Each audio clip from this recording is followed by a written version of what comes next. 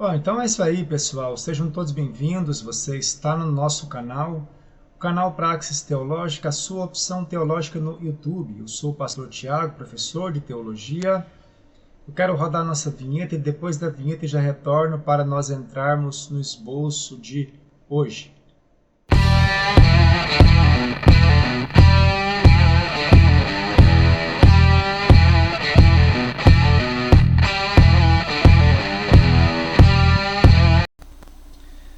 Bom, então, pessoal, o estudo de hoje é o apostolado nos dias atuais. O que a Bíblia tem a dizer? Vem comigo, vamos aprender juntos. O primeiro ponto que a gente vai abordar é: apóstolos, quem foram? Os apóstolos foram homens escolhidos a dedo pelo próprio Senhor Jesus, pessoas simples de diversas partes do território de Israel. A Bíblia nos diz que originalmente Jesus ele escolheu 12 discípulos, que se tornariam seus apóstolos. Em Lucas, no capítulo 6, do verso 13 até o verso 16, temos a lista dos comissionados para o apostolado. São eles: Pedro, Tiago, João, André, Filipe, Bartolomeu, Mateus, Tomé, Tiago, filho de Alfeu, Simão, chamado Zelote, Judas, filho de Tiago, e Judas Iscariotes. Então essa é a lista do colegiado originário. E de acordo com Marcos, no capítulo 3, do verso 14 e o verso 15, Jesus ele escolheu os 12 para conviverem com ele durante 3 anos e meio, depois os enviar a pregar revestidos de autoridade para curar os enfermos e expulsar os demônios. Eu vou evitar ler alguns textos para o vídeo não ficar muito grande, mas depois você pode conferir aí na citação, na referência do texto bíblico. Vamos avançar. Conceito e o significado.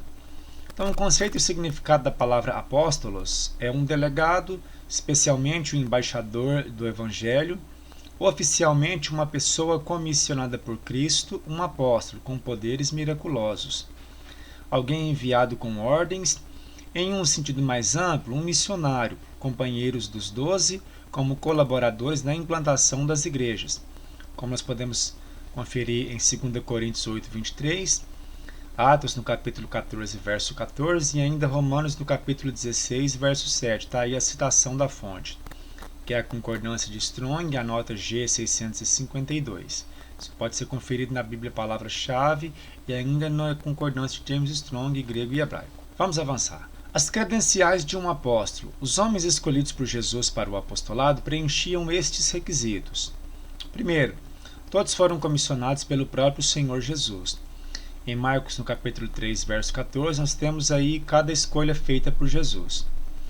O segundo ponto é ter acompanhado o ministério de Jesus desde o dia em que foi batizado no Rio Jordão até o dia em que foi levado ao céu, segundo Atos, no capítulo 1, verso 21, que diz assim: É necessário, pois, que, dos varões que conviveram conosco todo o tempo em que o Senhor Jesus andou entre nós.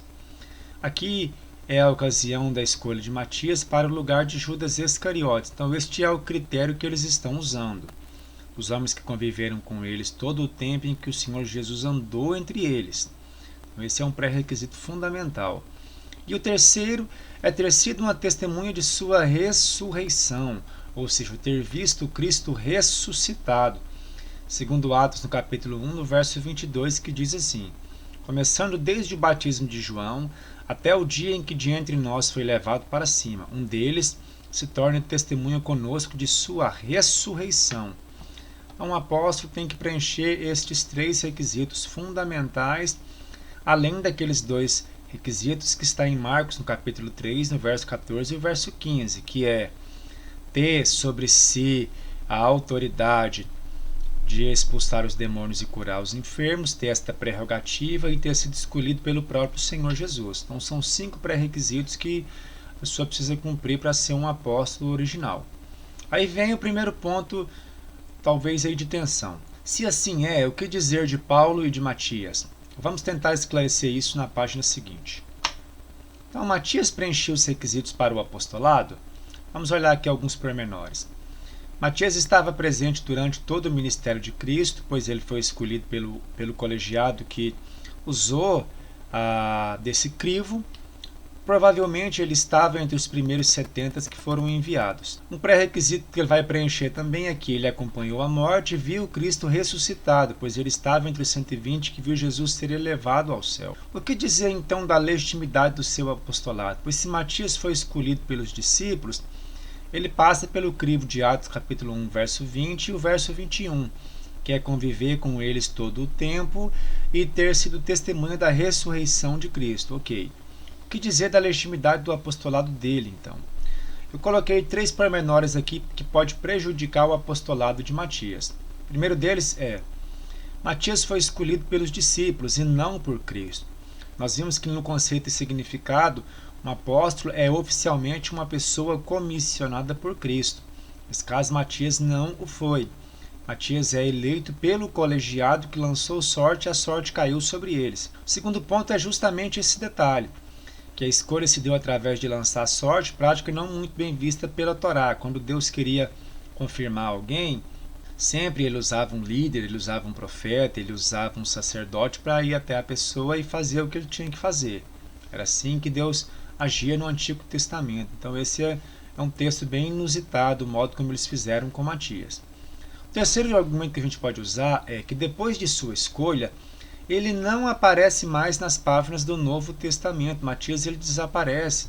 Não mostra ele realizando um milagre, não mostra ele pregando, não mostra ele fazendo nada. Ele simplesmente desaparece da narrativa bíblica. Aí o Senhor Jesus parece que tem que buscar outra pessoa e colocar em evidência, que é o que nós vamos ver agora, que é Saulo de Tarso, que depois se tornou o apóstolo Paulo. Ele preenchia os requisitos para o apostolado? O primeiro argumento é preciso lembrar que Paulo era fariseu, da tribo de Benjamim, por isso um israelita legítimo, discípulo de Gamaliel. Como fariseu, Saulo acompanhou os passos de Jesus e os seus discípulos, incluindo sua crucifixão, que é o ato mais notório da vida de Cristo. O terceiro argumento é que Paulo viu Cristo ressuscitado, segundo aí Atos capítulo 22, do verso 17 a 21, ainda 1 Coríntios no capítulo 9, verso 1, e 1 Coríntios capítulo 15, do verso 5 até o verso 9. Eu não vou ler os 3 por conta do tempo, o vídeo não ficar muito grande, mas eu creio que 1 Coríntios capítulo 15, do verso 5 até o verso 9, dá para a gente já confirmar essa preposição. Olha o que está escrito. Que apareceu a Quefas, depois aos 12, depois apareceu a mais de 500 irmãos de uma vez, dos quais vive ainda a maior parte, mas alguns já dormiram. Depois apareceu a Tiago e então a todos os apóstolos. Agora olha o verso 8. E por derradeiro de todos apareceu também a mim, como um abortivo ou nascido fora de tempo. Então Paulo está testemunhando que o Senhor Jesus apareceu para ele como um nascido fora de tempo. Isso conta muito. Então Paulo viu Cristo depois de sua ressurreição. Por isso que ele se torna apóstolo, para ser uma testemunha também da ressurreição de Cristo. Quarto argumento que a gente pode ainda utilizar é que foi Jesus quem fez de Paulo um apóstolo, segundo nós temos aí Atos no capítulo 9, no verso 15. Quero ler esse texto com vocês. Disse-lhe, porém, o Senhor: vai, porque este é para mim um vaso escolhido, para levar o meu nome perante os gentios e os reis da terra e os filhos de Israel. Então o Senhor está dizendo que Paulo é para ele uma peça escolhida. E é preciso lembrar que o Senhor Jesus apareceu para ele no caminho de Damasco. Então quem foi que fez de Paulo um apóstolo? Foi o próprio Senhor Jesus. Logo ele passa por esse crivo, já Matias não, porque Matias é eleito pelo colegiado. Então Paulo tem uma vantagem sobre Matias, no entanto Matias tem uma vantagem sobre Paulo, que é ter convivido com eles todos os 3 anos e meio durante o ministério público de Jesus. Só que neste caso eu creio que vai pesar mais a escolha, pois Jesus foi quem escolheu Paulo como apóstolo. Então Paulo vai sobressair na questão da legitimidade do apostolado, pois ele cumpre esse requisito. Quinto argumento que a gente pode ainda utilizar. Paulo tinha a autoridade dada aos 12 em Marcos capítulo 3, verso 14 e 15, que era de expelir demônios e realizar curas e milagres, conforme nós temos aí em Atos no capítulo 19, no verso 11 e no verso 12. E Deus, pelas mãos de Paulo, fazia milagres extraordinários, de sorte que lenços e aventais eram levados do seu corpo aos enfermos, e as doenças os deixavam, e saíam deles os espíritos malignos. Então veja que Paulo tem a mesma prerrogativa dada aos apóstolos originários escolhidos por Cristo. Paulo é escolhido por Cristo e lhe é dado a mesma prerrogativa que os 12 originários tinham. Um sexto argumento. Paulo, assim como os 12, foi inspirado para lançar as bases e o fundamento doutrinário para a igreja, segundo Efésios no capítulo 2, no verso 20. Edificados sobre o fundamento dos apóstolos e dos profetas, sendo o próprio Cristo a pedra principal, a pedra de esquina, ou seja, o que seria esse fundamento dos apóstolos e dos profetas? São os seus escritos. É que a igreja vai se basear nos escritos proféticos e também nos escritos apostólicos. E é preciso lembrar que Paulo é quem mais escreve cartas ou epístolas em todo o Novo Testamento. Então Paulo vem tendo aí a legitimidade confirmada e se sobressaindo a respeito de Matias. Vamos avançar. A Escritura menciona outros apóstolos, além dos 12 escolhidos por Jesus e do apóstolo Paulo, e ainda também Matias, que eu acabei não colocando aí. Parece que sim. Nós temos o caso de Barnabé, que é citado em Atos no capítulo 14, verso 14. Só que no contexto em que Barnabé é chamado de apóstolo, deve-se ao fato de que ele foi enviado junto com Paulo para pregar o evangelho. Foi questão de consideração pelo trabalho de missionário que ele passou a exercer. Lembrando que o termo apóstolo pode ser usado no sentido mais amplo para o ajudante dos 12 na implantação das igrejas. Então, no caso, isso inclui Barnabé, pois nós não temos um texto bíblico que mostre o colegiado escolhendo Barnabé como um apóstolo ou ainda o Senhor Jesus aparecendo para ele e tornando ele um apóstolo. Nós não temos esse texto. Então, aí é questão de consideração. Vamos ter o caso também de Andrônico e Júnias, em Romanos no capítulo 16, no verso 7. Já neste caso em específico, não necessariamente Andrônico e Júnias são chamados de apóstolos, mas a ideia é dizer que eles tiveram destaque entre os apóstolos. Eu quero ler esse texto para não ficar parecendo aqui uma falácia. Então aqui, Romanos 16, verso 7, está assim. Saudai a Andrônico e a Júnias, meus parentes e meus companheiros de prisão, os quais são bem conceituados entre os apóstolos, que estavam em Cristo antes de mim. Note que os quais são bem conceituados entre os apóstolos. Claro que deve ser o colegiado. Então, não necessariamente o texto está chamando Andrônico e Júnias de apóstolos. Isso tem que ser observado. E o último caso seria o caso de Tito, que é em 2 Coríntios capítulo 8, verso 23, que apesar de algumas versões traduzir como apóstolo, a melhor tradução seria enviados, pois o termo aparece como um apóstolo.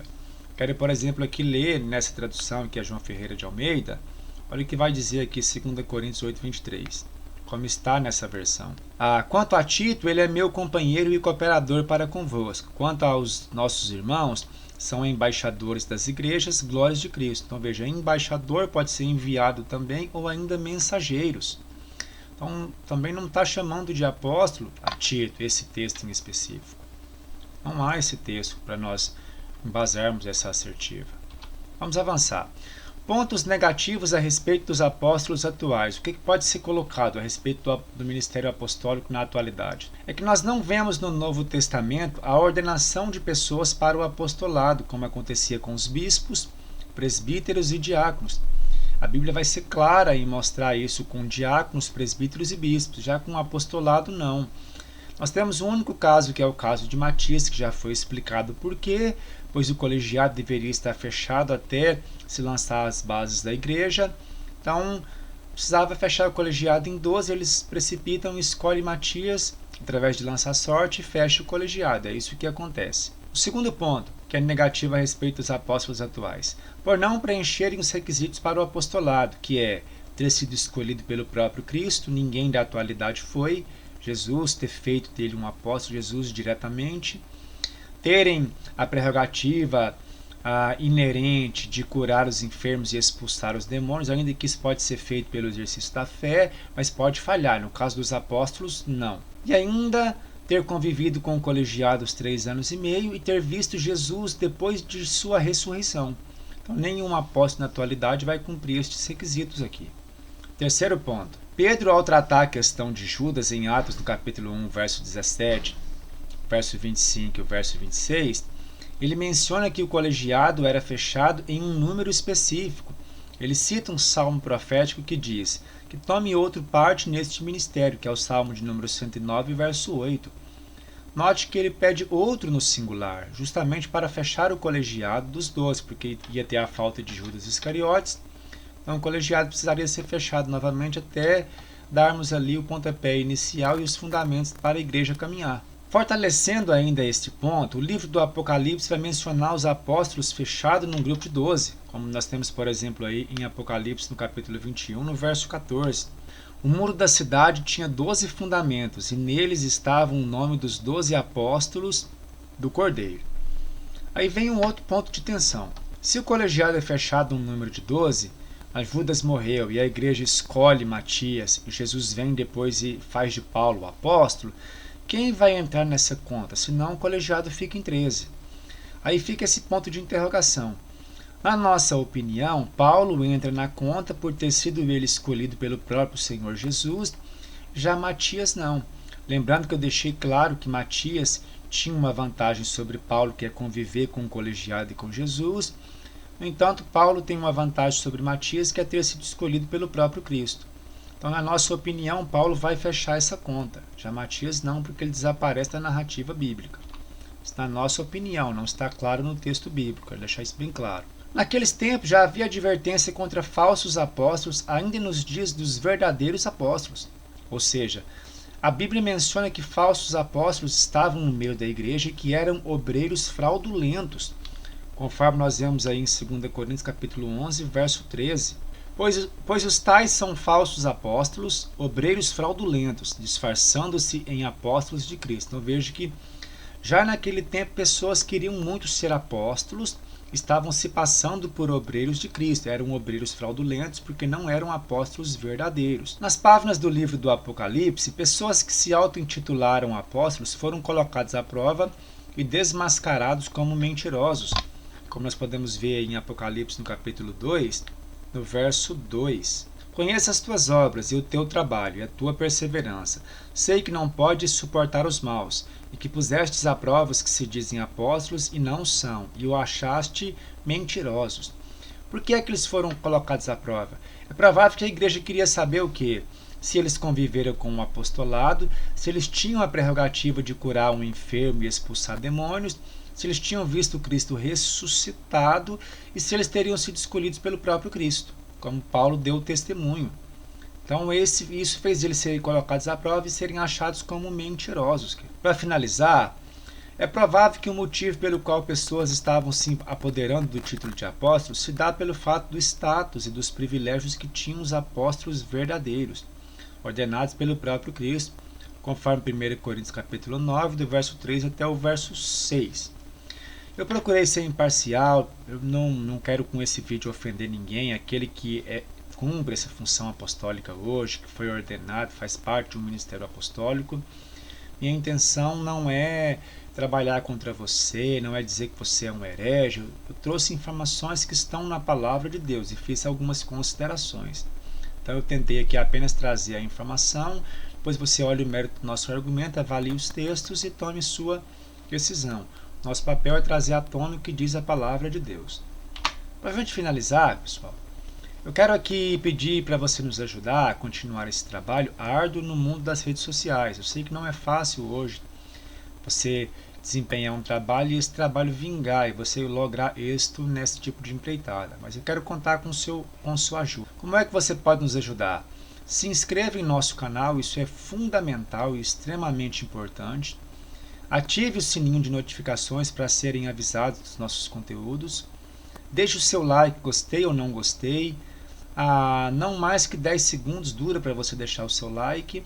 Deixe o seu comentário em nossos vídeos, isso fortalece o canal. E ajude a compartilhar com o máximo de pessoas possíveis os nossos conteúdos. Sem isso vai ser muito difícil nós cumprirmos o que está em Mateus 28, verso 20. Então eu conto com vocês para o nosso canal continuar essa jornada. Sem mais a dizer, eu quero aqui agradecer você que tem acompanhado o nosso canal, você que acompanhou o nosso vídeo, ficou aí com 20 minutos. Espero que você tenha um pouquinho de paciência. Nós estamos começando o trabalho, então vamos relevar, tá? Então que Deus em Cristo vos abençoe, que Deus abençoe os seus estudos e estamos juntos para crescer na graça e no conhecimento do Senhor Jesus. E até o próximo vídeo.